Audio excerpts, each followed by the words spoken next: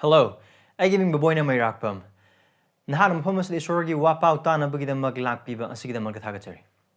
Agi prathnadi nahak na takdir ba wapau asigi mapal na isor buhina nungsiba amasung mahaki mi aduga mahaki singlu buhina nungsiba sini. To ehak na nahaki na pamda nolukchaning badudi nahak na takdir ba wapau asina. Nahak na nahaki singlup ta pipam thokpa nahaki commitment amasung nahaki singlup ki luching bisingi makapon pam thokpa adugi mahuti silhandigan. Adu wapau asigi mapal na. Nagising lupa hina nungsiba, nagising lupa luching musing buhina nungsiba, adu kwai maru oina, isori matik mangalig na maghingba punsi da chakot pa adu, eki prathanani. Ibang umaki wapau, taminasi.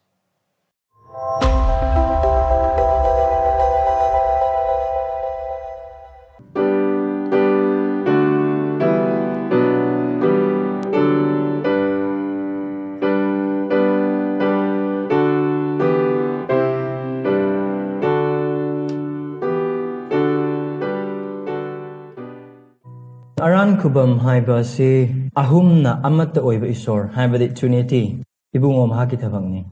mapa isor na mahaki mi oigedaba sing adu khandokpi taibang pan hodringai dagi aduga machanupa isor na haiba mi sing adubu handokpi na bagi damakta taibang pan da lai aduga thawa esing ba isor na mi sing adu da thabak subi karam thabak isor gi oikraba mi sing amasung Christian sibi kraba mi sing khudingmak sing aduna Christian on the thazarakna aduga thazaraba matungda achummagi punsi adude hingna adu asi ga chumba sai khoina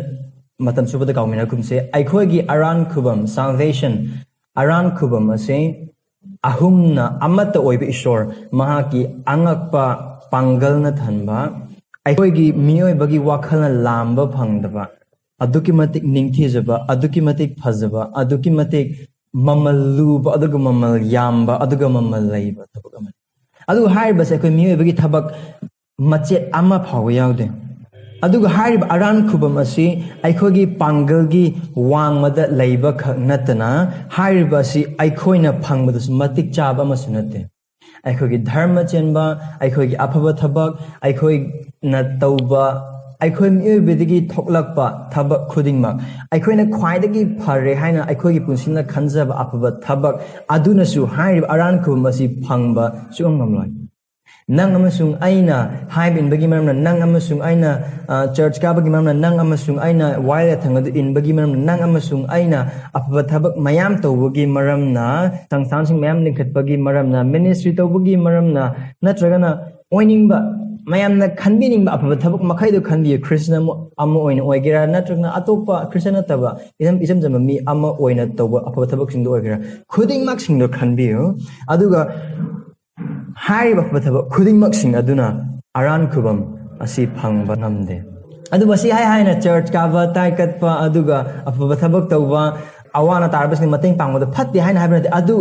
adu phai aphaba thabak ni adu hairiba aduna aran khubam asi phangba du matik chade haibani isori haina kubitan dibase ayhang haibna te adu ibungo ma ki haina haibibani aduga aikhoi pangalgi wangmada khaktang leiba khakta natana hairiba aran khubam asi aikhoina phangba matik chaba nate adu hairiba aran khubam asi aikhoina isordagi Jesu Christagi mapalna bor oina phangjai aduga haiba bor sing adagi mata efesa padu amapada ahum dagina tara mari phauba sida bor sing adu polna macha khaina amam ta oina haiba da koina umine aduna mamangi sande ani dagi aikoina karam bor sing haiba mathang adum aikoina inar haiba bor sing asi jisubu kanbi mapu amasung prabhu oina thajakraba mipum khuding makta isorna amukta da marang kaina lemna pina bikraba bor khuding mak singni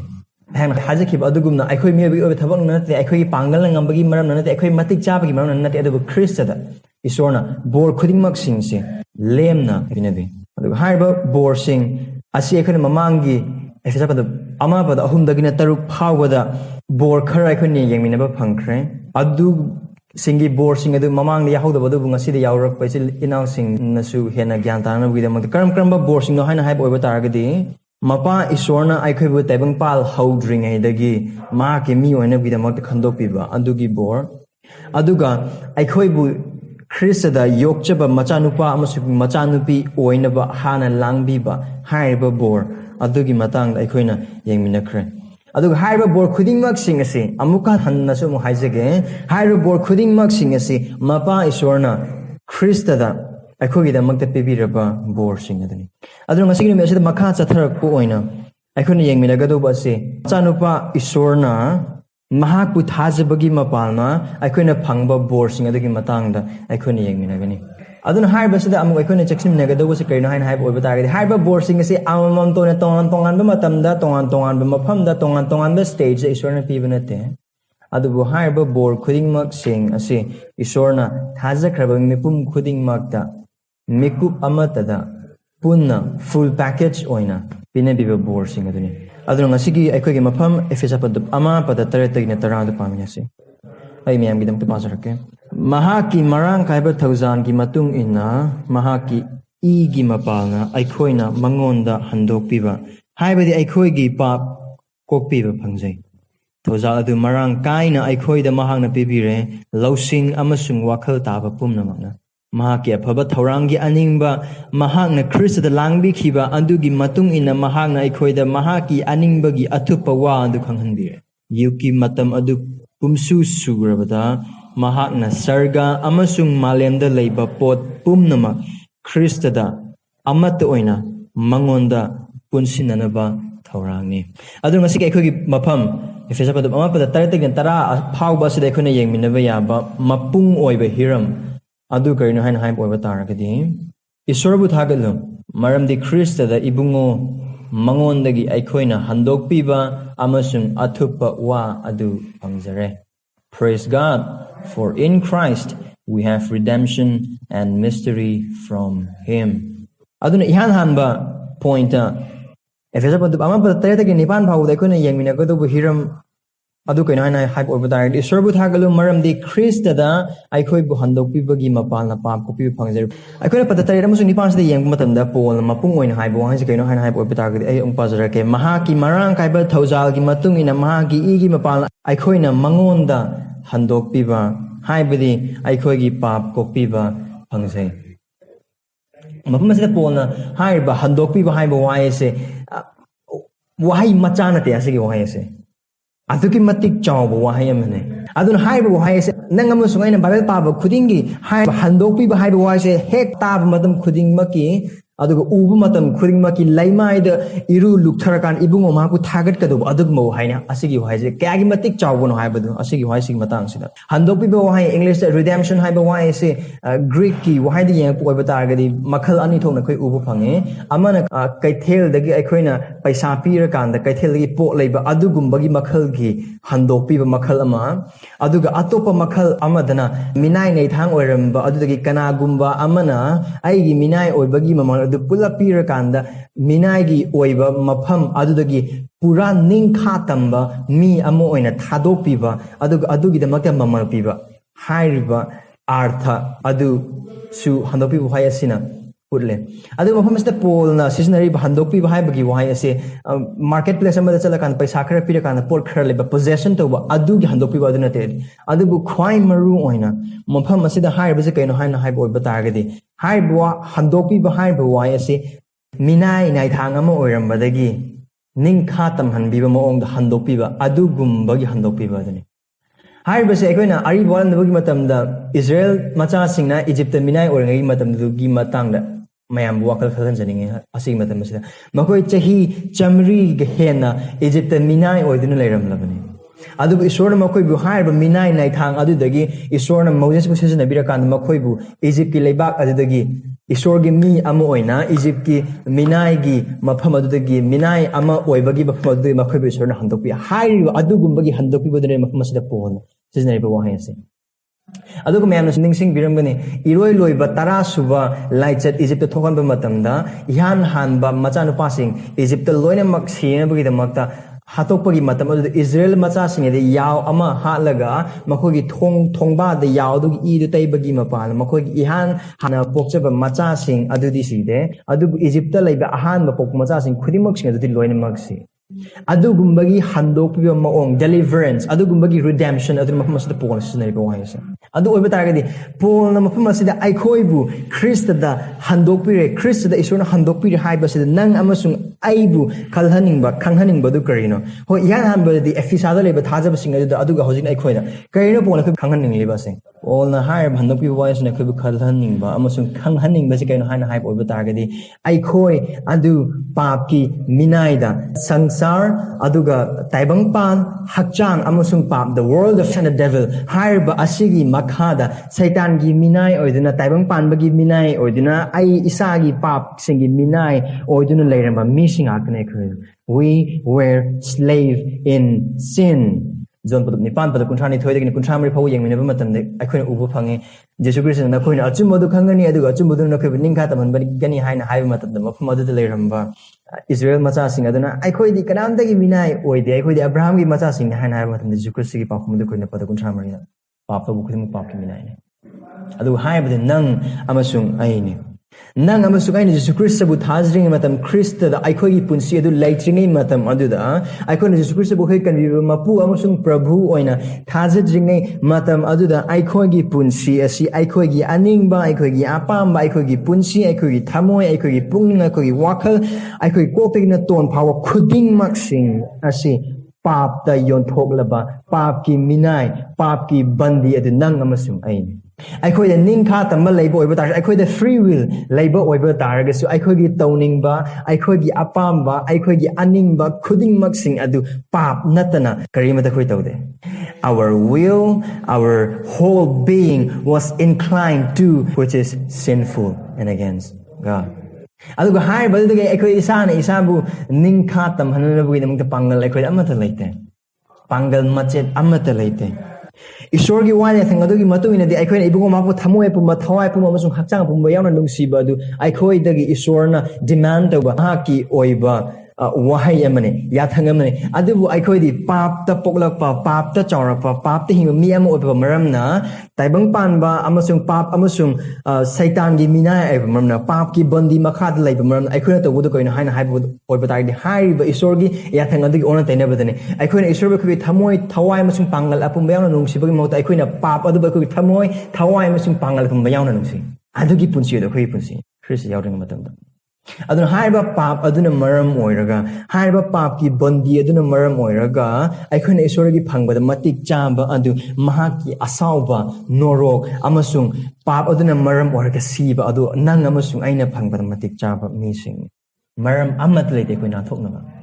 nang amasung aina pangal machet amat lete na thoknaba aduga isorna khe convenient bagi damak matik chaba aikhoida kari amat le madu aikhoine pap ki bandi pap ki minai Satan gi minai taibang pan bagi minai adubu hairu matam aduna aikhoina pap chelingi matam aikhoina isordagi mahaki asauba amasung norok adu phangbada matik charingi matam da ibungo mahakna mahaki nungsibada mahaki amakhakta ngarba machana pa Jesu Christ adu aikhoigi da magde bibire aikhoina hingba ngamdaba dharma chenbagi punsi pap yaudaba asengbagi punsi adu mahakna mapung phana hinglaga Nang amasung aina isordagi phangbada matik chaba siba nang amasung aina sifam thokpada matik chaba asibagi moong aduda cross mathakta anabana thanba ikaibana thanba sirapna thanba adugumba asiba misi aduda nang amasung aigi mahuta nang amasung aigi maphamda amasung nang amasung aikhogi damakta Krishna chaing lising ani khare henbagi mamangni sibi Karigidamakta nang amasung aihakpu papki bandi saitangi minai naithang adudagi handokpino ginama aduga haiba Krista mahak na tawkraba thabak adubu thajabagi mapalna aduda nang amasung aina thajabagi mapalna aikhoibu ibungo mahakna paptagi handokpire adugi handokpibadune pona mafmasida haibas aduga haibas aikoi isorgi bor amoina lemna marang kaina amukda pulap phangsare angang ahal naha ahal paisa paiba paidaba lairba ina khunba aduga apangba asingba larik haiba haitaba sahar macha khungang macha amata khaide Kristabu thajaba matam aduda aikoi ibungo mahangna papki bandidagi saitangi minai nai thanggi aikoi handokpire kanadagi aikoi ibungo mahangna handokpibadu Kanadagino. Kanagum makana sandok Jesu Christ na cross matag siba matamda mahang na koy buhan dopi mahang na piriba mamal papki mal adu saitan na piban hanan na te sila na sing adu Allah na tambi ba arando makal ki tambiba aman Yesu Krishna cross mathakta mahakna siba matamda mahakna pikhiba pap ki mamal adu saitan na te adu ishordani mapa ishordani mamdi karigidamaktano pap chenba matamda aikhoina pap chelangi matam aduda aikhoina phangaduba dandi adu saitan dagi nate ishordagi ne aikhoina norok amasung asabu phangliba adu saitan dagi nate adubu ishordagi ne chilana sing aikhoibu norok tu huntagadabu adu saitan nate adu ishordani पाप की मरम ना एक नोरक तो लोम्बन नाइदना लहलम गदोबदु सैतान नते ईश्वर ने करै है जेसु क्रिस्त ना हकचांग बु मांगहन लगा थवाई बु मांगहन बंगमदब मखोइसिंग अदबु किगनु अदबु थवाई अमसुंग हकचांग अनिमा पु नोरक त हुनथबा ngamba ईश्वर महाबु की हान हाबि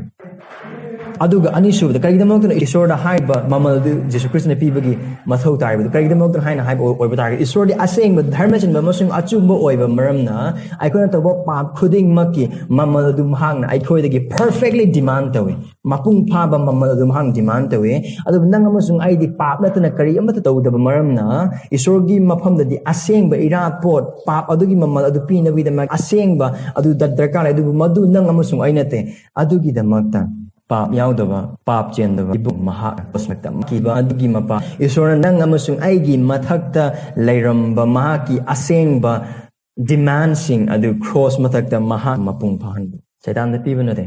अदुगा अखोइबु हंदोक पीबा से पाप तगी अमसुंग पाप की बंदी दगी अखोइबु हंदोक पीबा ओइबा तारगसु अखोइबु कनबिरिबा असे ईश्वर की दमक्ता कनबिरने we are saved from God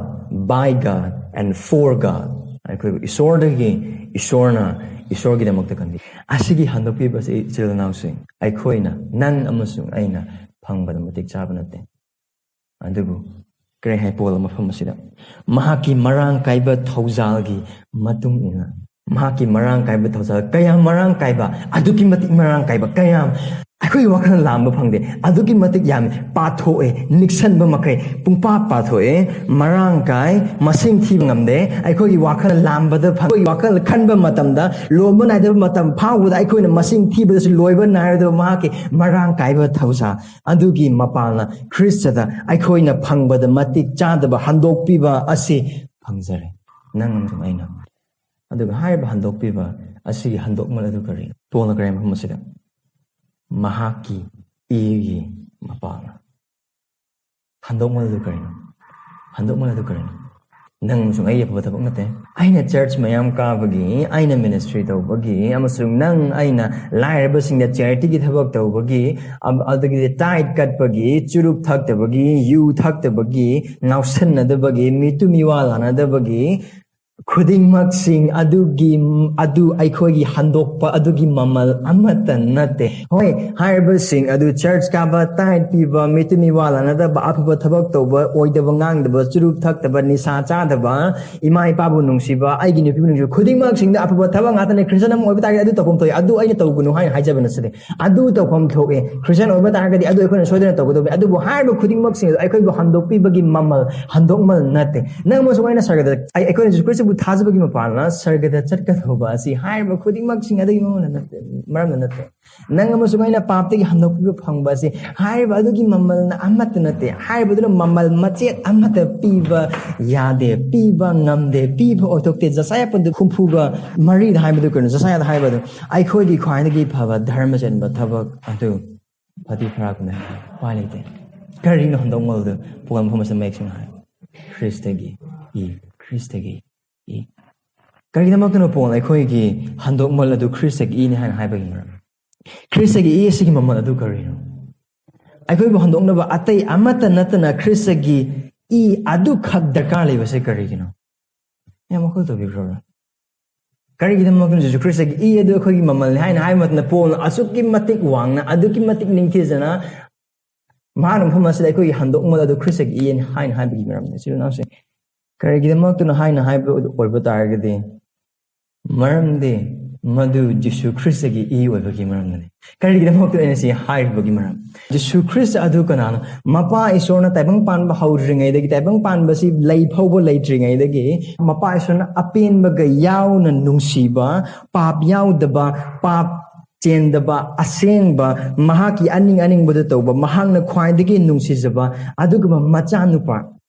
Mahaki i oibagi maramnani. Jesu Christagi i mukseng ba Jesu Christagi i mumamayam ba Jesu Christagi i muk isorgi thamoy bu perhan ba kari amata taibang pan ba laite. Kari hai ko na isai sa pumatana. Jeli ba i duna ipapu champhokpi papu champhokpo ngamba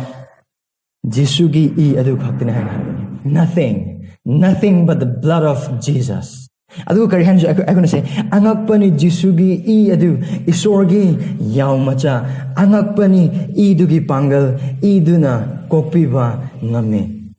Chilawsing mapam asida aikon yengbam tamda Jesu Christagi i mu mamal yamba Jesu Christagi i asimu mamaluba kari amma laite. Taibang panbagi lantum nang amasung ay yapataba khuding aikogi lantum sana lupa yum kai sagai natay khuding maksing adu punsilaga khuding maksing adugi apum masing du mapam amma thamlaga Christagi i aduga chang onba matamda Christagi i aduna saruk lising hena lumni. Christagi i dagi hena matik chaba aikoi handok pibagi handok matik. Aikogi handok piba adu Christagi i adu khak oiba maramna aigi paisa aigi lanthum aigi yum aigi thabak aigi career aigi future aigi security aigi nupi aigi icha khudingmak sing adu amat oi taba maramna ni ichil announcing matam khudingmak ibungo mahaki wahai asina aikoibu mahaki damak te hingena bagi damak kaurogi mar aikogi lanthum nahagi career nahagi taba khudingmak sing adu Christagi i gi mamang da kari sunate. Haiban aina oiba thabak aina oiba khudimok sing du isorgi mamang de Christagi i yaudaba oiba taragadi phati pharani kari amada oida kya ga mate lok ibung mahaki ino ai khoibu pap ki bandi dagi pap ki minai dagi saitan gi minai na thang dagi khoi bandok ibung mahaki i asiki mamal ase Christagi i gi aruba mamal ase yang aduga tarana lobigan aduga ibung amangna aikoi handok pibagi mapana koina phangjaraba adu karino koina phangjaraba adu TV da manipur gi mpham se adum lairabani hojigi matam handok piba sina ina khulongani paisa paigani ana ayek leiroi parika pass tawgani mikop mithoi bihangani isorna khoi mammai gi damak kawibna de makok gi damak te kawibane makoina tamirba khuding maksing adu kari suna tabo oihalde mafam asida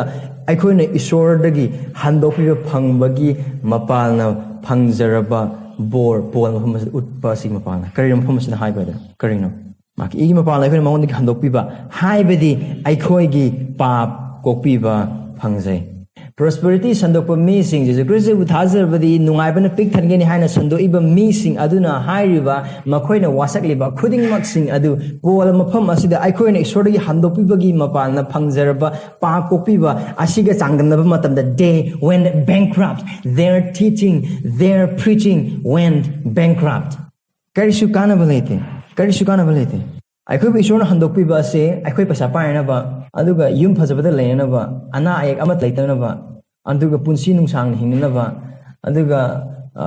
aningani mokhudimok loinamok phangnaba adugi damakte nate kari damakte haina haiba oiba taragadi mioi bagi khwaidagi chawba samasya se ani lei yan hanbada pap aduga ani subada hairiba pap aduna maram oiraga isor Karigumba nang amasung aina isordagi kokpiba amasung handokpiba phangdaba oiba taragadi nang amasung aigi khwaidagi chawba samasya adu nang amasung aigi punsigi khwaidagi chawba problem adu lairaba nate ana ek nate paisa paidaba nate yim phajabada leiba phangdaba nate kar phajaba tongdaba nate thabak phangdabagi nate imung kaibagi nate adu isorne karigidamakta isordo achumba asengba amasung dharma chenba isorne aduga mahangna pap khudingmak nomu natraga nomu soidana waingani aduga Christa yawda mipum khudingmak singda norokta soidana mala thada kari masigi message su aikoi marakta Jesu Christ bu kanbi mapu amasung prabhu ne thasda ba ichili naw leiba oiba targadi aduga church adum ka ba Christian hai adum kauba adu Jesu Christ gi matung adu mahapu prabhu amo ne thasraga indabam mi aikoi marakta yawbu oiba targadi na ki khwadi chawba samasya adu thabak phangba paisa paiba nungai ba nate adu isorne maramdi nahang Jesu Christ bu thasda ba oiba targadi nahaki punsi adu norokta leibi isor ge sawa nang natakade adu ibong man handokpi ba dagi mapa aikoina thengnagadauba suksoi soidana thengnagadauba mi oibana amuk siba aduga madugi matungda wayenba ꯑꯔꯦꯞꯄꯅꯤ ꯍꯥꯏꯅ ꯏꯕ꯭ꯔꯤꯌꯥꯗ ꯍꯥꯏꯕ ꯑꯗꯨ ꯁꯣꯏꯗ꯭ꯔꯕꯅꯤ ꯐꯛꯂꯥꯡ ꯂꯩꯇꯨꯝꯅ ꯊꯥꯕꯒ ꯆꯞ ꯃꯥꯟꯅꯔꯕꯅꯤ ꯑꯗꯨꯅ ꯍꯥꯏꯔꯤꯕ ꯑꯁꯤꯗꯒꯤ ꯑꯩꯈꯣꯏꯅ ꯀꯣꯛꯄꯤꯕ ꯄꯥꯞꯇꯒꯤ ꯑꯩꯈꯣꯏꯅ ꯀꯣꯛꯄꯤꯕ ꯐꯪꯗꯕ ꯑꯣꯏꯕ ꯇꯥꯔꯒꯗꯤ ꯑꯩꯈꯣꯏꯒꯤ ꯄ꯭ꯔꯣꯕ꯭ꯂꯦꯝ ꯃꯆꯥ ꯃꯆꯥ ꯑꯩꯈꯣꯏꯒꯤ ꯄꯨꯟꯁꯤꯒꯤ ꯁꯃꯁ꯭ꯌꯥ ꯃꯆꯥ ꯃꯆꯥ ꯈꯨꯗꯤꯡꯃꯛꯁꯤꯡꯗꯨ ꯑꯩꯈꯣꯏꯅ ꯑꯗꯨꯗꯤ ꯀꯟꯕꯤꯕ ꯐꯪꯕ ꯑꯣꯏꯕ ꯇꯥꯔꯒꯁꯨ ꯈ꯭ꯋꯥꯏꯗꯒꯤ ꯆꯥꯎꯕ ꯄ꯭ꯔꯣꯕ꯭ꯂꯦꯝ ꯑꯗꯨ ꯑꯩꯈꯣꯏꯅ ꯀꯟꯕꯤꯕ ꯐꯪꯗꯕ ꯑꯣꯏꯕ ꯇꯥꯔꯒꯗꯤ ꯑꯩꯈꯣꯏꯒꯤ ꯄꯨꯟꯁꯤ ꯑꯋꯥꯕꯒꯤ ꯃꯁꯛꯅꯤ ꯍꯔꯥꯎꯐꯝ ꯂꯩꯇꯦ ꯍꯤꯡꯅ ꯍꯤꯡꯅ ꯁꯤꯕ ꯃꯤꯒ ꯆꯞ ꯃꯥꯟꯅꯩ ꯍꯤꯡꯅ ꯍꯤꯡꯅ ꯑꯁꯥ ꯂꯩꯇꯕ ꯃꯤꯒ ꯆꯞ ꯃꯥꯟꯅꯩ ꯑꯗꯨꯅ ꯏꯁꯣꯔꯅ ꯑꯩꯈꯣꯏꯕꯨ ꯍꯟꯗꯣꯛꯄꯤꯕꯒꯤ ꯃꯄꯥꯟꯅ ꯐꯪꯖꯔꯕ ꯄꯥꯞ ꯄꯣꯛꯄꯤꯕꯒꯤ ꯕꯣꯔ ꯑꯁꯤ ꯀꯔꯤꯒꯨꯝꯕ ꯑꯩꯈꯣꯏꯅ ꯉꯥꯏꯍꯥꯛꯀꯤ ꯅꯨꯡꯉꯥꯏꯕ ꯉꯥꯏꯍꯥꯛꯀꯤ ꯍꯔꯥꯎꯕ ꯉꯥꯏꯍꯥꯛꯀꯤ ꯂꯟꯊꯨꯝ ꯉꯥꯏꯍꯥꯛꯀꯤ ꯄꯩꯁꯥ ꯉꯥꯏꯍꯥꯛꯀꯤ ꯅꯤꯡꯕ ꯊꯨꯡꯕ ꯑꯗꯨꯗꯨꯒ ꯆꯥꯡꯗꯝꯅꯕ ꯑꯣꯏꯕ ꯇꯥꯔꯒꯗꯤ ꯈ꯭ꯔꯤꯁꯇꯅ ꯑꯩꯈꯣꯏꯒꯤꯗꯃꯛꯇ ꯇꯥꯕꯤꯈ꯭ꯔꯕ ꯏꯁꯣꯔꯅ ꯑꯩꯈꯣꯏꯒꯤꯗꯃꯛꯇ ꯍꯟꯗꯣꯛꯃꯜ ꯑꯣꯏꯅ ꯄꯤꯅꯕꯤꯔꯕ ꯍꯥꯏꯔꯤꯕ ꯑꯗꯨ ꯀꯔꯤꯁꯨ ꯅꯠꯇꯕ ꯑꯣꯏꯅ ꯈꯜꯍꯟꯕ ꯑꯗꯨꯒ ꯌꯥꯝꯅ ꯆꯝꯕ ꯃꯃꯜ ꯌꯥꯎꯗꯕ ꯑꯣꯏꯍꯟꯕ ꯑꯗꯨꯒꯨꯝꯕꯒꯤ ꯊꯧꯑꯣꯡꯅꯤ ꯑꯗꯨꯒ ꯍꯥꯏꯔꯤꯕ ꯑꯗꯨꯗꯒꯤ ꯍꯦꯟꯅ ꯆꯥꯎꯕ ꯄꯥꯞ ꯂꯩꯇꯦ ꯍꯥꯏꯅ ꯑꯩ ꯈꯜꯂꯤ ꯃꯗꯨꯗꯒꯤ ꯍꯦꯟꯅ ꯆꯥꯎꯕ ꯄꯥꯞ ꯂꯩꯒꯅꯤ ꯍꯥꯏꯕ ꯑꯩꯒꯤ ꯋꯥꯈꯜꯗ ꯈꯜꯂꯤ ꯀꯦꯟꯁꯔ ꯅꯥꯕ ꯐꯔꯒ ꯅꯣꯔꯣꯛ ꯆꯠꯄ ꯑꯣꯏꯕ ꯇꯥꯔꯒꯗꯤ ꯀꯦꯟꯁꯔ ꯅꯥꯔꯒ ꯁꯔꯒ ꯀꯥꯕ ꯍꯦꯟꯅ ꯐꯩ ꯇꯥꯏꯕꯪ ꯄꯥꯟꯕꯁꯤꯗ ꯆꯔꯥ ꯅꯥꯝꯅ ꯍꯦꯜꯂꯒ ꯊꯕꯛ ꯐꯪꯗꯅ ꯃꯤꯁꯤꯡꯅ ꯑꯩꯈꯣꯏꯕꯨ ꯃꯤꯊꯥꯅꯕꯤꯗꯅ ꯁꯤꯈ꯭ꯔꯒ ꯏꯁꯣꯔꯒꯤ ꯃꯅꯥꯛꯇ ꯂꯩꯕ ꯑꯗꯨꯅ ꯁꯃꯥꯖ ꯃꯌꯥꯝꯅ ꯃꯁꯛ ꯈꯪꯕꯤꯕ ꯊꯕꯛ ꯑꯆꯧꯕ ꯐꯪꯕ ꯄꯩꯁꯥ ꯃꯌꯥꯝ ꯂꯩꯕ ꯕꯦꯡ ꯑꯦꯀꯥꯎꯟꯗ ꯆꯥꯔꯣꯟ ꯁꯨꯔꯣꯟꯅ ꯆꯤꯡꯊꯣꯛꯄꯗ ꯂꯣꯏꯕ ꯉꯝꯗꯕ ꯃꯈꯩ ꯄꯩꯁꯥ ꯂꯩꯔꯒ ꯏꯁꯣꯔ ꯈꯪꯗꯅ ꯅꯣꯔꯣꯛꯇ ꯏꯁꯣꯔꯒꯤ ꯄꯨꯟꯁꯤꯒꯤ ꯑꯃꯁꯨꯡ ꯏꯁꯣꯔꯒꯤ ꯊꯧꯖꯥꯜꯒꯤ ꯋꯥꯡꯃꯗ ꯂꯣꯝꯕ ꯅꯥꯏꯗꯅ ꯍꯤꯡꯒꯗꯧꯕꯒꯤ ꯃꯍꯨꯠ ꯑꯗꯨꯗꯒꯤꯗꯤ ꯏꯁꯣꯔꯒ ꯂꯣꯝꯕ ꯅꯥꯏꯗꯅ ꯍꯤꯡꯃꯤꯟꯅꯔꯒ ꯂꯥꯏꯔꯕꯗꯒꯤ ꯂꯥꯏꯔꯕ ꯈ꯭ꯋꯥꯏꯗꯒꯤ ꯂꯥꯏꯔꯕ ꯑꯣꯏꯔꯒ ꯁꯤꯈꯤꯕꯗ ꯍꯦꯟꯅ ꯐꯩ ꯑꯗꯨꯒꯤ ꯍꯦꯟꯅ ꯇꯣꯡꯖꯕ ꯀꯔꯤꯝꯇ ꯂꯩꯇꯦ ꯑꯗꯨꯕꯨ ꯍꯔꯥꯎꯁꯦ ꯃꯔꯝꯗꯤ ꯏꯁꯣꯔꯅ ꯖꯤꯁꯨ ꯈ꯭ꯔꯤꯁꯇꯅ ꯇꯥꯏꯕꯪ ꯄꯥꯟꯕꯗ ꯂꯥꯛꯄꯤꯈꯤꯕ ꯑꯗꯨ ꯅꯪ ꯑꯃꯁꯨꯡ ꯑꯩꯅ ꯍꯔꯥꯎꯕ ꯄꯨꯟꯁꯤ ꯐꯪꯅꯕꯒꯤꯗꯃꯛ ꯅꯠꯇꯦ ꯑꯗꯨꯕꯨ ꯑꯩꯈꯣꯏꯒꯤ ꯄꯨꯟꯁꯤꯅ ꯀꯟꯕ ꯉꯝꯖꯔꯔꯣꯏꯗꯧꯕ ꯑꯩꯈꯣꯏꯒꯤ ꯄꯥꯡꯒꯜꯅ ꯀꯟꯕ ꯉꯝꯖꯔꯔꯣꯏꯗꯧꯕ ꯄꯥꯞ ꯑꯗꯨꯗꯒꯤ ꯀꯟꯕꯤꯅꯕꯒꯤꯗꯃꯛꯇ ꯃꯍꯥꯛꯅ ꯂꯥꯛꯄꯤ ꯑꯗꯨꯒ ꯃꯍꯥꯛꯅ ꯑꯩꯈꯣꯏꯕు ꯍꯟꯗꯣꯛꯄꯤ ꯑꯩꯈꯣꯏꯕు ꯄꯥꯞꯇꯒꯤ ꯀꯣꯛꯄꯤ ꯑꯩꯈꯣꯏꯅ ꯈ꯭ꯔꯤꯁꯇꯒꯤ ꯃꯄꯥꯟꯗ ꯄꯥꯞꯇꯒꯤ ꯀꯣꯛꯄꯤꯕ ꯐꯪꯂꯦ ꯀꯌꯥꯝ ꯌꯥꯝꯕ ꯄꯥꯞ ꯅꯪ ꯑꯃꯁꯨꯡ ꯑꯩꯅ ꯄꯣꯛꯄꯗꯒꯤ ꯍꯧꯔꯒ ꯁꯤꯕ ꯐꯥꯎꯕ ꯇꯧꯔꯛꯀꯗꯧꯕ ꯄꯥꯞ ꯇꯧꯈ꯭ꯔꯕ ꯇꯧꯔꯤꯕ ꯑꯃꯁꯨꯡ ꯇꯧꯔꯛꯀꯗꯧꯔꯤꯕ ꯄꯥꯁ ꯄ꯭ꯔꯖꯦꯟ ꯑꯃꯁꯨꯡ ꯐ꯭ꯌꯨꯆꯔꯒꯤ ꯄꯥꯞ ꯈꯨꯗꯤꯡꯃꯛ ꯂꯣꯏꯅꯃꯛ ꯃꯄꯨꯡ ꯐꯥꯅ ꯑꯃꯠꯇ ꯈꯥꯛꯇꯅ ꯊꯝꯖꯤꯜꯍꯧꯕ ꯑꯃꯠꯇ ꯂꯩꯇꯅ ꯈꯥꯇꯥ ꯑꯃꯠꯇ ꯂꯩꯍꯧꯗꯅ ꯄꯨꯝꯅꯃꯛ ꯄꯨꯝꯁꯦꯡ ꯁꯦꯡꯅ ꯈ꯭ꯔꯤꯁꯇꯒꯤ ꯑꯗꯨꯅ ꯍꯧꯕꯗꯒꯤꯅ ꯂꯣꯏꯕ ꯐꯥꯎꯕ ꯃꯆꯦꯠ ꯑꯃ ꯐꯥꯎꯕ ꯂꯩꯍꯧꯗꯅ ꯄꯨꯝꯀꯣꯛ ꯀꯣꯛꯄꯤꯈ꯭ꯔꯦ ꯖꯤꯁꯨ ꯈ꯭ꯔꯤꯁꯇꯒꯤ ꯏꯅ ꯀꯣꯛꯄꯤꯗꯕ ꯄꯥꯞ ꯑꯃꯠꯇ ꯊꯥꯖꯕꯒꯤ ꯄꯨꯟꯁꯤꯗ ꯂꯩꯇꯦ ꯅꯪ ꯑꯃꯁꯨꯡ ꯖꯤꯁꯨ ꯈ꯭ꯔꯤꯁꯇꯕꯨ ꯊꯥꯖꯕ ꯑꯣꯏꯕ ꯇꯥꯔꯒꯗꯤ ꯅꯍꯥꯛꯀꯤ ꯄꯨꯟꯁꯤꯅ ꯖꯤꯁꯨ ꯈ꯭ꯔꯤꯁꯇꯕꯨ ꯅꯪꯒꯤ ꯀꯟꯕꯤꯕ ꯃꯄꯨ ꯑꯃꯁꯨꯡ ꯄ꯭ꯔꯚꯨꯅ ꯊꯥꯖꯕ ꯑꯣꯏꯕ ꯇꯥꯔꯒꯗꯤ ꯖꯤꯁꯨ ꯈ꯭ꯔꯤꯁꯇꯅ ꯀꯣꯛꯄꯤꯗꯕ ꯄꯥꯞ ꯃꯆꯦꯠ ꯑꯃꯠꯇ ꯂꯩꯇꯦ ꯑꯆꯧꯕ ꯑꯣꯏꯒꯦꯔꯥ ꯃꯆꯥ ꯑꯣꯏꯒꯦꯔꯥ ꯀꯣꯛꯄꯤꯗꯕ ꯑꯃꯠꯇ ꯂꯩꯇꯦ ꯑꯗꯨꯕꯨ ꯀꯥꯡꯕꯨ ꯈꯔꯗꯤ ꯍꯥꯏꯕ ꯑꯗꯨꯃꯥꯏꯅ ꯍꯥꯏꯕ ꯑꯣꯏꯕ ꯇꯥꯔꯒꯗꯤ ꯏꯁꯣꯔ ꯑꯩꯈꯣꯏꯒꯤ ꯄꯥꯞ ꯂꯣꯏꯅꯃꯛ ꯀꯣꯛꯄꯤꯈ꯭ꯔꯦ ꯍꯥꯏꯅ ꯍꯥꯏꯕ ꯑꯣꯏꯕ ꯇꯥꯔꯒꯗꯤ ꯑꯩꯈꯣꯏ ꯄꯥꯞ ꯇꯧꯅꯤꯡꯕ ꯇꯧꯕ ꯌꯥꯔꯦꯅ ꯍꯤꯡꯕ ꯄꯨꯟꯁꯤ ꯃꯅꯨꯡꯗ ꯍꯤꯡꯕ ꯌꯥꯔꯦ ꯉꯥꯎꯊꯣꯛꯅꯤꯡꯉꯁꯨ ꯑꯗꯨꯝ ꯉꯥꯎꯊꯣꯛꯄ ꯌꯥꯔꯦ ꯃꯔꯝꯗꯤ ꯀꯩꯅꯣ ꯍꯥꯏꯇꯥꯔꯦ ꯑꯩꯈꯣꯏ ꯀꯣꯛꯄꯤꯈ꯭ꯔꯦ ꯏꯁꯣꯔꯅ ꯀꯅꯥꯒꯨꯝꯕ ꯈꯔꯗꯤ ꯑꯁꯤꯒꯨꯝꯕ ꯏꯁꯣꯔꯅ ꯖꯤꯁꯨ ꯈ꯭ꯔꯤꯁꯇꯒꯤ ꯃꯄꯥꯟꯅ ꯄꯥꯞ ꯄꯨꯝꯅꯃꯛ ꯄꯨꯝꯁꯦꯡ ꯁꯦꯡꯅ ꯀꯣꯛꯄꯤꯕꯒꯤ ꯋꯥ ꯄꯥꯎ ꯑꯁꯤꯅ ꯃꯔꯝ ꯑꯣꯏꯔꯀꯥꯟꯗ ꯈ꯭ꯔꯤꯁꯇꯤꯌꯟ ꯃꯌꯥꯝꯅ ꯄꯥꯞꯀꯤ ꯄꯨꯟꯁꯤꯗ ꯇꯠꯇꯅ ꯍꯤꯡꯒꯅꯤ ꯍꯥꯏꯕ ꯑꯀꯤꯕꯒꯤ ꯑꯗꯨꯒ ꯂꯣꯏꯅꯅ ꯑꯀꯤꯕꯗꯨ ꯂꯩꯕꯒꯤ ꯃꯔꯝ ꯑꯁꯤ ꯁꯟꯗꯣꯛꯇꯕ ꯃꯌꯥꯝ ꯑꯃ ꯂꯩ ꯑꯗꯨꯕꯨ ꯁꯤꯗꯁꯨ ꯑꯩꯈꯣꯏꯅ ꯈꯪꯃꯤꯟꯅꯒꯗꯧꯕꯁꯦ ꯀꯔꯤꯅꯣ ꯍꯥꯏꯕ ꯑꯣꯏꯕ ꯇꯥꯔꯒꯗꯤ ꯀꯔꯤꯒꯨꯝꯕ ꯖꯤꯁꯨ ꯈ꯭ꯔꯤꯁꯇꯒꯤ ꯃꯄꯥꯟꯅ ꯑꯩꯈꯣꯏꯒꯤ ꯄꯨꯟꯁꯤꯒꯤ ꯄꯥꯞ ꯈꯨꯗꯤꯡꯃꯛꯁꯤꯡ ꯇꯧꯔꯤꯕ ꯑꯃꯁꯨꯡ ꯇꯧꯔꯛꯀꯗꯧꯔꯤꯕ ꯄꯥꯞ ꯈꯨꯗꯤꯡꯃꯛꯁꯤꯡ ꯑꯗꯨ ꯈꯪꯂꯒ ꯑꯩꯈꯣꯏꯅ ꯑꯩꯈꯣꯏꯒꯤ ꯄꯨꯟꯁꯤ ꯑꯗꯨ ꯄꯥꯞꯇ ꯅꯤꯡꯉꯥꯏꯗꯅ ꯂꯩꯕ ꯑꯣꯏꯕ ꯇꯥꯔꯒꯗꯤ ꯃꯗꯨ ꯀꯟꯕꯤꯕ ꯐꯪꯗꯕ ꯃꯤ ꯑꯃꯒꯤ ꯑꯦꯚꯤꯗꯦꯟꯁꯅꯤ ꯔꯣꯃꯦ 6:6 ꯄꯣꯜꯅ ꯀꯔꯤ ꯍꯥꯏ ꯑꯩꯈꯣꯏꯅ ꯊꯧꯖꯥꯜ ꯌꯥꯝꯃꯟꯕꯒꯤꯗꯃꯛꯇ ꯄꯥꯞ ꯇꯧꯒꯗ꯭ꯔꯥ ꯏꯕꯨꯡꯉꯣ ꯃꯥꯅ ꯑꯩꯈꯣꯏꯒꯤ ꯄꯥꯞ ꯈꯨꯗꯤꯡꯃꯛꯁꯤꯡ ꯀꯣꯛꯄꯤꯕ ꯑꯁꯤꯅ ꯑꯩꯈꯣꯏꯅ ꯄꯥꯞ ꯇꯧꯅꯤꯡꯕ ꯄꯥꯞ ꯑꯗꯨ ꯇꯧꯅꯅꯕꯒꯤꯗꯃꯛꯇ ꯂꯥꯏꯁꯦꯟꯁ ꯄꯤꯕ ꯅꯠꯇꯦ ꯑꯩꯈꯣꯏꯕꯨ ꯏꯕꯨꯡꯉꯣ ꯃꯥꯅ ꯍꯟꯗꯣꯛꯄꯤꯕ ꯑꯁꯤ ꯄꯥꯞ ꯇꯧꯅꯅꯕꯒꯤꯗꯃꯛꯇ ꯏꯕꯨꯡꯉꯣ ꯃꯥꯅ ꯑꯩꯈꯣꯏꯕꯨ ꯄꯥꯞ ꯀꯣꯛꯄꯤꯕ ꯑꯁꯤ ꯄꯥꯞ ꯇꯧꯅꯅꯕꯒꯤꯗꯃꯛꯇ ꯅꯠꯇꯦ we are redeemed from sin not to sin ꯄꯥꯞꯇꯒꯤ ꯑꯩꯈꯣꯏꯕु ꯄꯥꯞ ꯑꯗꯨ ꯇꯧꯗꯅꯕꯒꯤꯗꯃꯛ ꯏꯁꯣꯔꯅ ꯑꯩꯈꯣꯏꯕꯨ ꯍꯟꯗꯣꯛꯄꯤꯕꯅꯤ ꯑꯃꯁꯨꯡ ꯀꯣꯛꯄꯤꯕꯅꯤ ꯑꯗꯨꯕꯨ ꯍꯥꯏꯔꯤꯕ ꯑꯁꯤ ꯑꯆꯨꯝꯕ ꯑꯣꯏꯕ ꯇꯥꯔꯒꯁꯨ ꯑꯆꯨꯝꯕ ꯑꯃꯁꯨ ꯂꯩ ꯃꯗꯨꯗꯤ ꯀꯩꯅꯣ ꯍꯥꯏꯕ ꯑꯣꯏꯕ ꯇꯥꯔꯒꯗꯤ ꯑꯩꯈꯣꯏ ꯊꯥꯖꯕ ꯏꯁꯣꯔꯅ ꯄꯥꯞ ꯀꯣꯛꯄꯤꯈ꯭ꯔꯕ ꯏꯁꯣꯔꯒꯤ ꯃꯐꯝꯗ ꯈ꯭ꯔꯤꯁꯇꯒꯤ ꯃꯄꯥꯟ ꯑꯁꯦꯡꯕ ꯃꯤ ꯑꯃ ꯑꯣꯏꯕ ꯇꯥꯔꯒꯁꯨ ꯑꯩꯈꯣꯏ ꯅꯨꯡꯇꯤꯒꯤ ꯅꯨꯃꯤꯠ ꯈꯨꯗꯤꯡꯃꯛ ꯑꯩꯈꯣꯏ ꯄꯥꯞ ꯇꯧꯏ ꯑꯩꯈꯣꯏꯒꯤ ꯋꯥꯈꯜꯅ ꯑꯩꯈꯣꯏꯒꯤ ꯊꯕꯛꯅ ꯑꯩꯈꯣꯏꯒꯤ ꯈꯨꯠꯅ ꯑꯩꯈꯣꯏꯅ ꯈꯪꯅꯕꯁꯨ ꯈꯪꯗꯅ ꯄꯥꯞ ꯇꯧꯗꯕ ꯅꯠꯇꯦ ꯑꯩꯈꯣꯏꯒꯤ ꯃꯔꯛꯇ ꯄꯥꯞ ꯇꯧꯗꯕ ꯃꯤ ꯂꯩꯕ ꯑꯣꯏꯕ ꯇꯥꯔꯒꯗꯤ ꯏꯁꯣꯔꯒꯤ ꯋꯥꯍꯩꯅ ꯀꯔꯤ ꯍꯥꯏ ꯑꯗꯨ ꯆꯤꯟ ꯊꯤꯕꯅꯤ ꯍꯥꯏꯅ ꯍꯥꯏꯕꯅꯦ ꯑꯍꯥꯟꯕ ꯌꯣꯍꯟꯅ ꯑꯩꯈꯣꯏ ꯈꯨꯗꯤꯡꯃꯛ ꯄꯥꯞ ꯇꯧꯏ ꯑꯗꯨ ꯑꯣꯏꯕ ꯇꯥꯔꯒꯗꯤ ꯏꯁꯣꯔꯅ ꯑꯩꯈꯣꯏꯕु ꯄꯥꯞ ꯀꯣꯛꯄꯤꯕ ꯑꯁꯤꯒꯤ ꯃꯄꯥꯟꯅ ꯑꯩꯈꯣꯏꯅ ꯍꯧꯖꯤꯛ ꯇꯧꯔꯤꯕ ꯄꯥꯞ ꯑꯗꯨꯒꯤ ꯃꯔꯝꯗ ꯀꯔꯤ ꯍꯥꯏꯕꯒꯦ ꯏꯍꯥꯟ ꯍꯥꯟꯕꯗ ꯑꯩꯈꯣꯏꯅ ꯖꯤꯁꯨ ꯈ꯭ꯔꯤꯁꯇꯕꯨ ꯊꯥꯖꯕ ꯃꯇꯝꯗ ꯑꯩꯈꯣꯏꯕꯨ ꯄꯥꯞ ꯀꯣꯛꯄꯤꯔꯕꯒꯤ ꯃꯔꯝꯅ John Pandu Nipan to the Tarani to the Queen of Pamina, Chris Sabu, Tazabagi Mapan, Ibna, Toibu, Lahan Bidre, a Hibuman beer. Jo other Romepa Nipan, Pada Amagi, Mina, Ibungo Mahakna, I could condemn to Bidre. There is now no condemnation for those who are in Christ Jesus.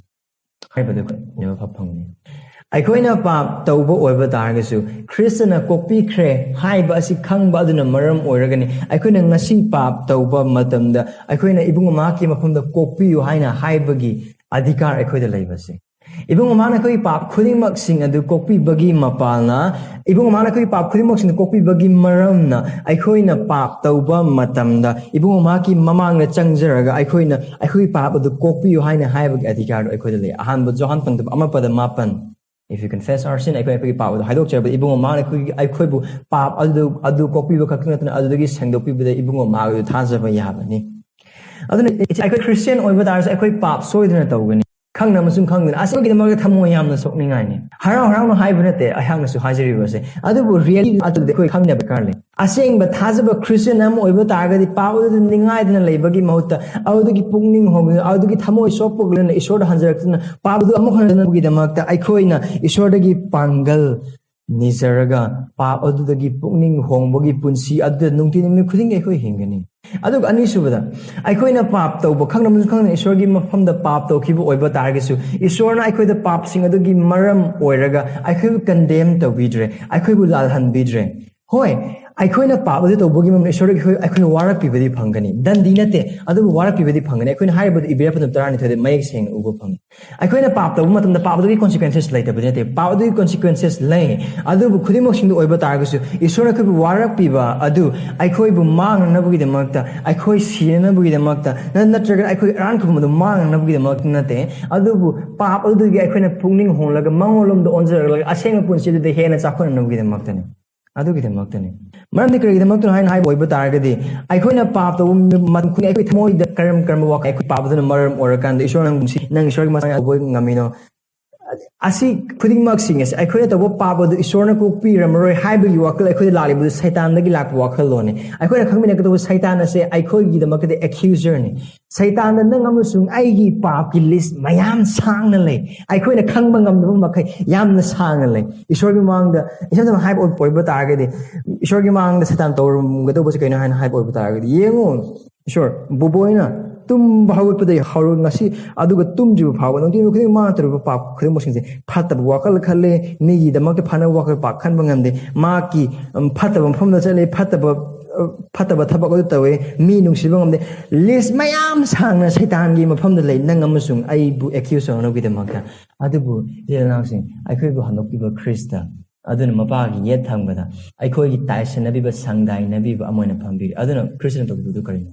Maki E, adu isor da utle. Boboina pap khudimok sing tawkib oiba targasu. Ai hang na sa hilising ani gi mamang da cross mathakte siba matamda ai ha ki E adu takiba matamda maki pap khudimok sing adu gi amatta khak bagi mamal du ipa aina si pikrawni. Now there is now no condemnation. Asina nang aibu pap adubu thadok na bagi amasung pap adu gi ningkha tamna aseng gi punsi da chakhwana bagi da makta ai khoi da iba encouragement amasung exhortation ni adu gi da makta ai khoi na pap taw matamda isor da hena changsin janana bagi makta maram ni selasing isor nang aibu kami bese ai khoi pap sung do tori haina kandi ki ba matam mahak na khoi kan bi bagi maram adu khangpa matamda asigi mi asiri kappe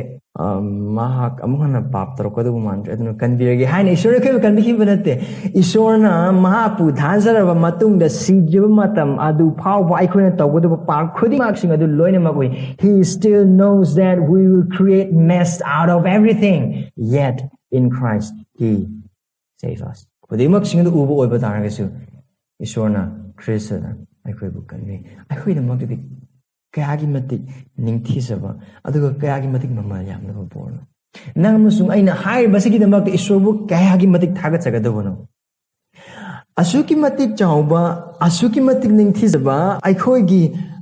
lausingna aikhoigi gyan, aikhoigi lanthumna laibada phawba ngamla roidoba, handopi bagi mapana phangjaraba pap kopi bagi bor asi. Aikhoina khangbo oiba targasu. Bible dagi aikhoina adum ubo oiba targasu. Thajab masel wari chana matamda aikhoina adum tabo oiba targasu. Taibang panba asida hingna maram oiraga aikhoigi pap aduna maram orakan asuki oikraba ningthijakraba bor isorgi bor ase kari sunataba ngaiha ki aikhoine isordagi nibada phangdaba macha oiba pot sing adu phangdaba geram isor aikhoi nungti maki wakat isor kari da makto non aingon sigi thaba pina bidrise kari da makto ai gi nupa nai bosu yan nungsi han bidrise kari da makto no ai gi makto pasa bidrise ai yum thangna ba mi sing pasa mayam pai kari da makto no ai pasa pa ham bidrise madi kara phajaba thore kari da makto no ai kar thon bidrise madi parika pass kari da makto no ai parika pass thon bidrise madi IAS officer kari da makto no ai han bidrise kari sunnat ba ngai ha ki oiba pot macha hiram khuding mat sing asigi maram aikhoina isor ngon nungti numit khuding ma ki wagatle aduk yamna chawkraba bor adu aikhoina mirai ra silenau sing wakhana tawi nang amasung ai punse ase tawbi mal khangdiba mi sing nang amasung ai problem macha sing adu dagi aikhu kanbida oi targa se isor decrease gi na pana nang ai ma bu thajba gi pana khwai gi chawba problem adu dagi aikhu kanbirena ase aikhu thagat pham amasung ma bu harau bogalena thagat pham thokpani adu nangai di madu oide nangai di madu sungoi oide aina pha thabak mayam tawraga mi sina khangna tawna ya kari gi dama aingon asi tawbure kari gi dama no isor mayam nai gi pha thabak ubire se kari gi dama aingon adu mohan bire se nang ama sung ai gi punsi din wakat pana thanba complain na thanba grumbling na thanba nang ai punsi ese nang sung nang sung ai punsi chang yang bi adu nang ama sung ai ne adu nga sigi nimit isor na ai khoi bu kau bisi kaino haina hype oiba targa di khuding mak sing adu ding ngai ha ki oiba ne hondo khiba sorgi mato gumane laimai thaki kongol gumane lokhini mangkhini amasung nang amasung ai gi damak jesu christ bu thajabagi mapalna huran basing na huba ngamdeba misina munba ngamloi doba tayang panbi lantum khudimang leiba ngamloi doba isor na handopi bagi amasung pap kopi bagi bor adu phangjere isor bu thagatlo nang jesu bu thagatbra nang amasung ai se karamba ni ga changdam nagani hain hai boiba taragadi karamba angang ga changdam nagani hain hai boiba taragadi somda mapa amana aseng ba kardu se ibungo nangi kar ma aina leibirak lebne si kar se lawro haina kar ma piba magi oina ba kar so su piraba adu atopa mamana ba gi oiba sana po du sana bor kan na te adu kar do pam de asing gi sana po se piyo hai ba gum da nangai ga chap mane khena ba kari ama thai isore koi da aseng ba mapung oiba maru oiba pu adu piba oiba targa lo nai da mang nai da pot bor adu ai khoi da makta lem na marang haina piba oiba targa su kari sunat ba taibang pan ba gi ngahang ha ki oiba pot se piyo haina nukhin ma ki isore complain do nang am sungai asti nang am sungai puning hongse isore ka aduga higher punsi du nungti nimit khuding ma ki hingbam isil ina mi aikho gi martiya oiba targa ti isore gi pangkal ni biyo isore gi mahapu thaga chana ba gi thamoi aran kubum gi maramna papu pi ba gi maramna lona na mahaki da mak hingjaba mahaku thaga chaba punsi adu onya wi da mak da isor da gi lausing amsung panggal ni bi se na nang amsung ai kopi da matik cha de isor da US da nupa am khak lerami mahang na tara taruk shu matam da mahaki longa gi mi ani kaksi adu hai ba mi ani siri ba adu mahang hapne hana la na thejale hai ba asing gori la na thejen bagi ma pa na ma se jil da le chahi kun manga chahi kun manga dagi marakta court ta mahag se judge na hearing ahumlak tahalne judge ahumlak tawe court ahumlak mahaka court anira kab matam aduda upai leite ma se adum mihap bane haina adum hai ahumlak subadi proven evidence mayam da put lobakande hai minyan dum mahang hat banate hai bu confirm or adun ahumlak suba wine matam dagi mayam ahumlak su na madu wine baloire while ever matam aduda mahaki jury sing aduga mahaki manungi mi sing adu chahi kun ma jail lairibani chahi kun ma chahi tara truk tagi na chahi mahana chahi tara truk subadagi chahi kun ma tu jail lairine mahana tawdaba hiram ama khakto mahana tawba ama gumna mihat amoi samaj ki yeng yam ikai punsi aduna court ki judge aduna ma ki irrelevant final verdict adu haina with the mak mi khudimak sing even masa maksu ngai gele court ki judge aduna harba no pa se mara laite mi hat dum hang te haina haib matam da adu ki nupa adu su haraman bugi ma wante aduga len mi mi am haraw bugi maram na chongkhalle sin ausing harba nupa adu ne mi do hat boy ba tar ga su ma ka tu mangna phangpham cha da badu phangbani adu mangna phangpham cha da badu ma ki innocence to prove tar kumba matam da adu ki mate khara adu nangai di islam sing papi ni ईश्वर की मायक हिंगलब नंग अमसुंग अइनि महाकी याथंग थुगाइदुना लागलब नंग अमसुंग अइनि नंग अमसुंग अइनि ईश्वर की साउब महाकी फंबद मतिक चाना सुंगाई पुइन copy भंगोक्तब नंग अमसुंग अइगी पुंसिनि अदुबु ख्रिस्त बु थाजबगी मपन महाक सिबगी मपान नंग अमसुंग अइबु कोपी रे हाइन ईश्वर लाउथोकपि आइखोइदि हाइब नुपा अदुना हराउब अदुदगी सरुक लिसिंग थोंगना हराउबदब नंग अमसुंग अइगी पुंसिना तबरा अदुबु तैबंगपान असि हिंगमन मरम ओरगा हाइब खुदिमक सिंग असि आइखोइ भूमि तांगहल्ले आइखोइना फंगबदा मतिक चादब पो अदु फंगबगी मरम ईश्वरबु थागतपगी मौता आइखोइना फंगबदा मतिक चादब अदु फंगदे हाइने ईश्वर वाकतपगी पुंसि अदुम हिंगबसे इसे लाउसे आइखोइ पुनिंग होंगसे अदुगुम पुंसि हिंगबिगन ईश्वर नंग आइबु कोपिरे नंग अमसुंग आइबु ईश्वरना लेमना कोपिरे असिदगी हेन हराउबा असिदगी हेन चाउबा बोर अतै अमता लेते अदु असि खक्तिंसु नते पदनि पांदा करि हाय थौजाल अदु मरांग काइना आइखोइदा महांगना पिबिरे लौसिंग अमसुंग वखल ताब पुमनमंगना पदनि पान असिनसु करगिदा मगना थाजबा ईश्वरना पापुम को कोपिरेबा मी अमना पापते हिनोइदबगी मरम करगिदा मगना हाबु तापि करगिदा मगना हाइब ओइबा तारगनि ईश्वरना नंग अमसुंग आइंगोंदा लौसिंग अमसुंग वखल ताबदु पिनबि मरमदि करिगदमक्तन हाइबो ओइबा तारगदि लौसिंग असिना आइखोब इबुंगो महाकु हिना मस खंजननबा अदु ईश्वरगी वाहै अदुबु मयेक सेंगना खंगनबगिदमक्ता ईश्वर नाइखोइद मतेंग पांगबि हाइबा लौसिंग असिगि मपांग अदुगा वाखल ताबा असिना आइखोइना ईश्वर कनानो अमसुंग माकी वाइसे करिनो हाइना हाइबदु खंगबगी मपाना धर्म चेनबगी पुंसिदा असेंगबगी पुंसि अदुदा चटननबा वाखल ताबदुने अखोइदा पिनबिबसि अदुगा हाइबा लौसिंग मसिंग वाखल ताबसि तैबंग पांबदगी नते अदुबु ईश्वरदगिने ईश्वरना पिनबिबने अदुगा हाइबा अनिमक सिंग असि थाजबा मिपुम खुदिंग मक्ता नंग अमसुंग आइंगोंदा येशु क्रिस्तबु कनबिबा मपुम मसिंग प्रभुने थाजरबा खुदिंग मक्ता ईश्वरगी अनिंगबगी मतुंगिना माकी मरांग काइबा थौजाल अदुदा लोइनमक लೈ लैतबा कनामजलि असिगी लौसिंग अमसुंग वाखल ताबसि अदुना पद तरेतगिना निपान फावदा अखोन येंमिना खरबा अदुगुमना इबुंग मांगना अखोन इबुंग माबु थागतदबुगी मरम असिदि इबुंग मांगना अखोइबु हंदोकपिबगी मपाना पाप पिबदो अखोन फंगजिबगी मरम अदु अनिसुबदा पद मापनदगिना तरा फावदा ईश्वरबु थागतलु मरमदि अखोइदा महाकी अनिंगबगी अथुप्प वा उखंदिरे अमुकना हाजरके ईश्वरबु थागतलु मरमदि अखोइदा महाकी अनिंगबगी अथुप्प वा अदु खंगहनबि पदमापन असिदा कोन येंमिनब ओइबा तारगदि करि हाय महाकी अफबा थौरांगी अनिंगबा महाकना ख्रिस्त लांगबिखिबा अदुगी मतुंग इना महाकना अखोइदा महाकी अनिंगबगी अथप वा अदु खंगहनबिरे जुगकी मतम अदु पुमसु सुरबदा महाकना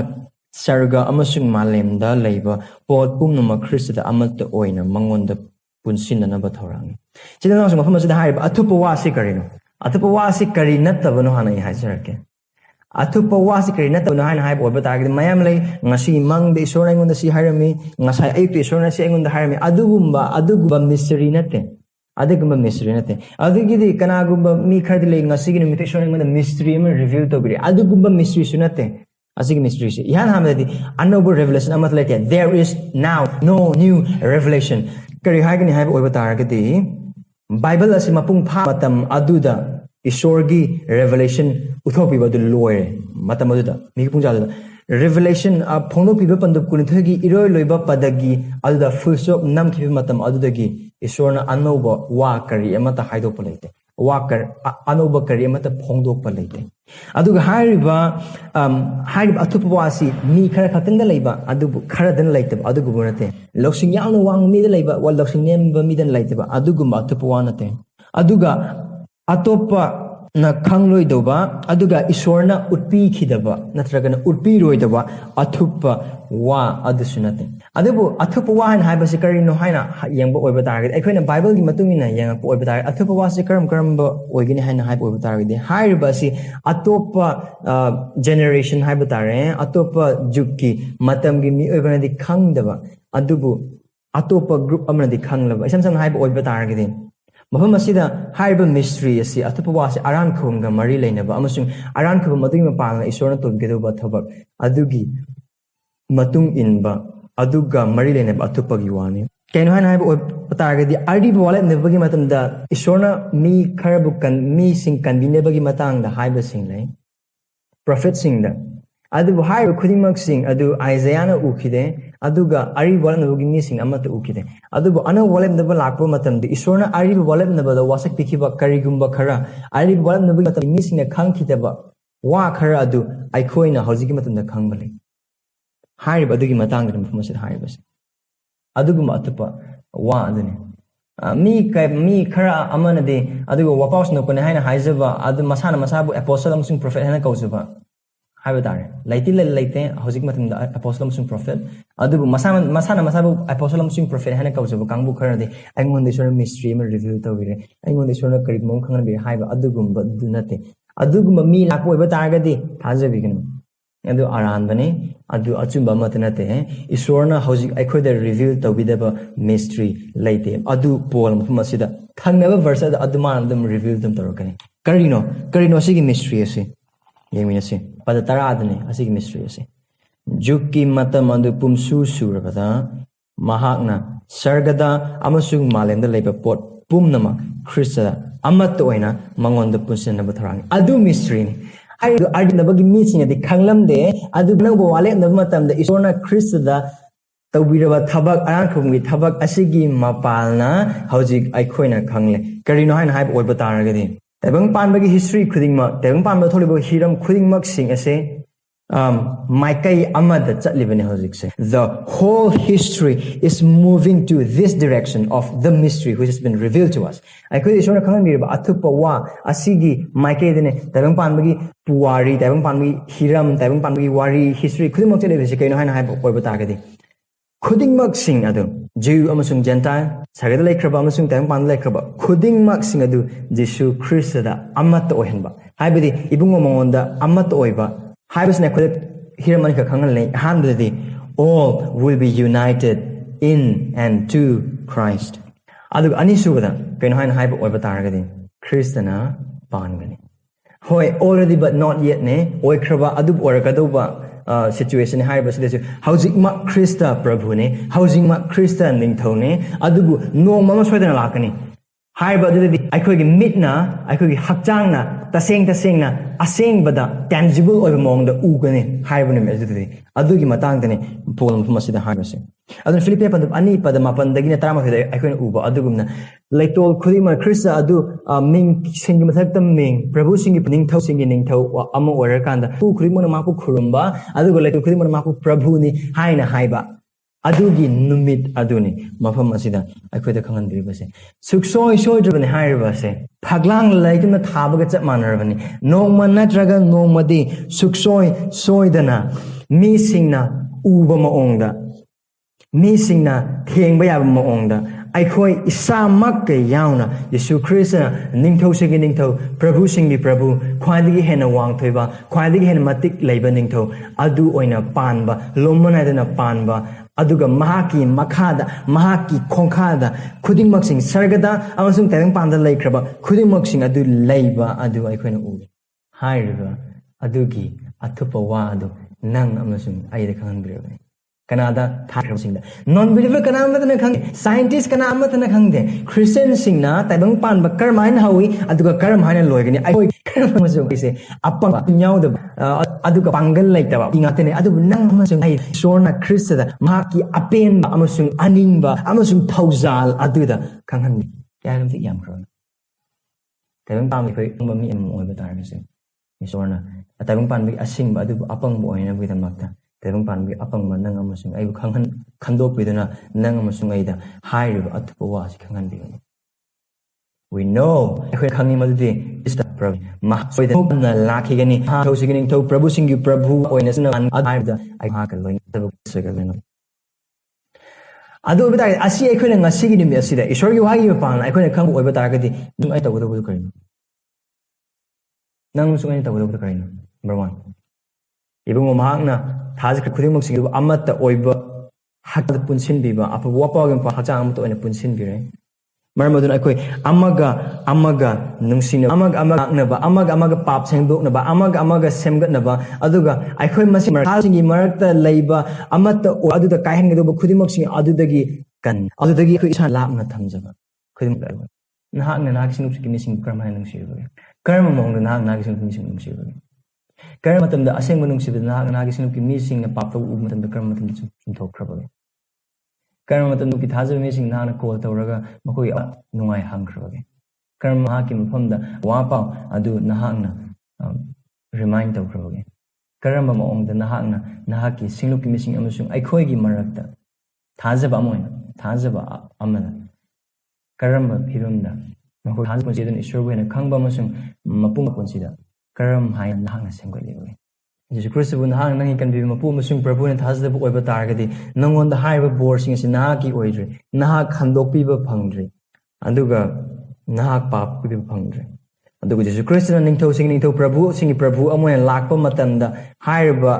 aduda nahak na kokpidana amasung paptagi handokpidana lairamba aduda thengnaba oiba targadi nahak pusodana waingani aduga nahak norokta sodana chatkani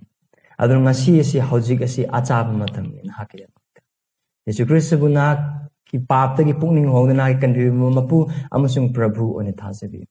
aduga nahakna Jesus Christ bu nahak kanbi mapu amasung prabhu one thajabi mukupungja aduda hairiba thawai gaiba bor khuding mak sing asi nahaki oigani nahak kanbireba mi isorna handokpireba mi paptagi kanbireba mi pap kokpireba mi isorna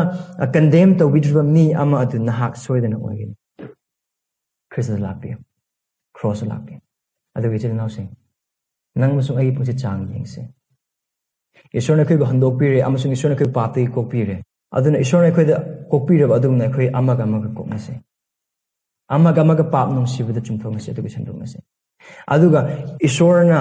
Jesus Christ da po khudimok sing da nongna natraga nongmodi amatta oina tungsingadori aduga haibadu nang masung ay siyawe aduga tungda orakadauba pot adu hojiki matamasda aikoina isa aikoina aikogi singlupta uba phangi aikoi Christa amatan aduna hairiba aduda aikoi Christa amata oiba aduda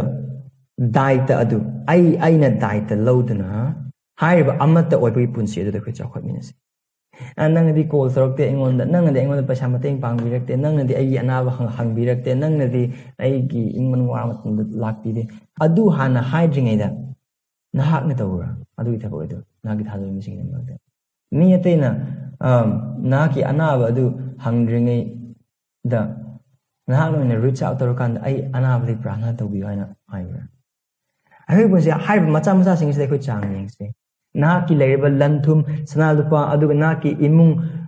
aduga nangi lausing khudimok sing adu naki nate adu isorgi ne adu isorgi oiba targadi maki missing de makne habdu kaupumse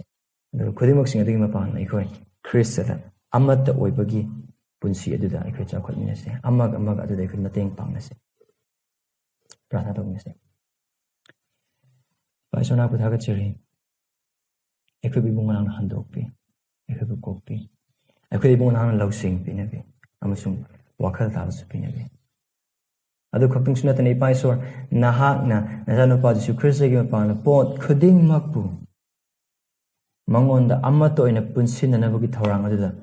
karsina taba pap chinba ai ha amasung aikhoibo ibon hana saruk panghanbi ramisen thagachira pasang asing nimti ibon hangna aikhoi da pene bikraba marang kaiba bor asigi da mak aikhoi gi punsi asni paisa complain tawdana